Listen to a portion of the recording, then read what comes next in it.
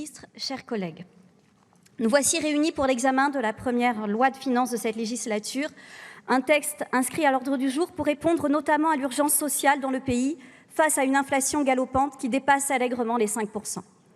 Dans la lignée du texte sur le pouvoir d'achat, force est de constater que ce premier PLFR s'inscrit dans la continuité de la politique économique menée ces dernières années et n'est pas en mesure de répondre aux attentes.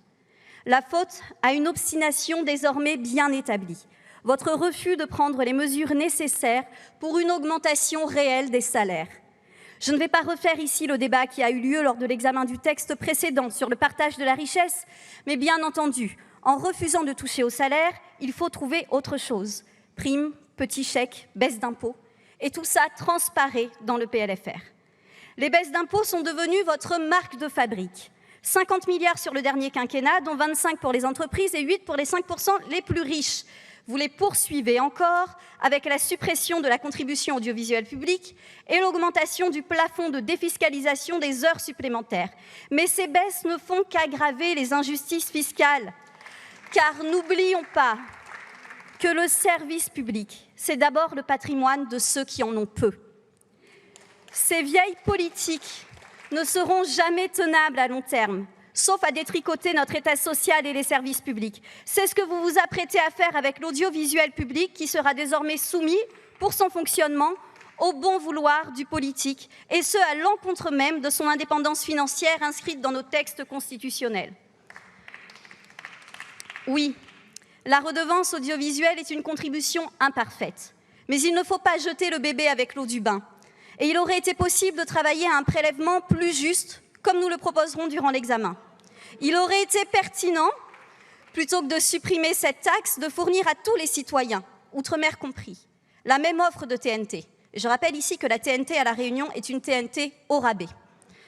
Car en affectant une ressource existante à l'audiovisuel public à la place de la redevance, c'est un nouveau trou dans les comptes publics. Un trou de 3,1 milliards d'euros, soit peu ou prou ce que vous refusez de compenser aux collectivités suite à l'augmentation du point d'indice. Outre les baisses d'impôts que je viens d'évoquer, vous réhabilitez le chèque de 100 € pour les allocataires des minima sociaux, jamais 203. Après les 2 distributions de 2020, vous consentez à ce petit geste. Il en coûtera 1 milliard d'euros, une goutte d'eau par rapport aux 140 milliards consentis dans le cadre du quoi qu'il en coûte. Les allocataires de ce pays, tout comme les salariés d'ailleurs, ne demandent pas seulement une aumône ponctuelle suspendue au bon vouloir du gouvernement ou des patrons. Ils demandent de pouvoir vivre dignement.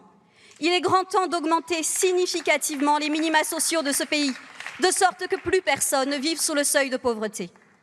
Enfin, je souhaite redire mon indignation devant l'oubli des territoires ultramarins. Rien dans le projet de loi pouvoir d'achat, rien non plus dans ce PLFR. Alors que nos territoires souffrent d'une pauvreté exacerbée qui nécessite des mesures spécifiques d'ampleur, vous ne proposez rien, vous n'acceptez rien, vous balayez chaque proposition. Bref, la situation de nos territoires vous indiffère à tel point que des mesures spécifiques de rattrapage sont qualifiées de rupture d'égalité avec l'Hexagone. Nos concitoyens d'outre-mer apprécieront. Vous avez tenté un rattrapage tout à l'heure, Monsieur le Ministre, en indiquant des marges de manœuvre sur les outre-mer. Nous tenons évidemment à disposition et sommes prêts à y travailler ensemble, mais nous aurions aimé y être associés avant la discussion en séance. Sachez que ce qui se fait pour nous, mais sans nous, se fait contre nous. Je conclurai sur l'autre point central de ce texte, qui en est paradoxalement le grand absent. Ce sont les nouvelles mesures fiscales. Une nouvelle fois, la majorité et le gouvernement se refusent à mettre en place des mesures de solidarité, notamment pour certains grands groupes qui prospèrent. 36 milliards d'euros de bénéfices prévus pour Total Énergie en 2022, 16,5 pour CMA-CGM, pourtant au bord de la banqueroute il y a près d'1 an. Certains se gavent et ça n'est plus acceptable.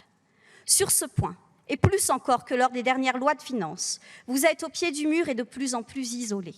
Le débat s'étend en Europe. L'Italie y a consenti, l'Allemagne s'apprête à le faire. Combien de temps le gouvernement, fervent défenseur des grandes entreprises, pourra-t-il encore tenir avant d'y arriver? En attendant, de nouveau, notre groupe proposera, avec les groupes de la NUPS, une contribution exceptionnelle de 25% sur les profits des compagnies pétrolières, des grands transporteurs maritimes et des sociétés d'autoroutes.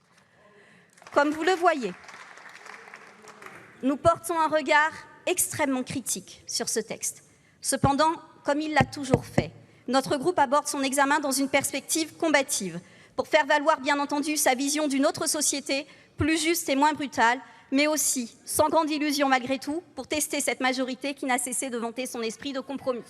Merci.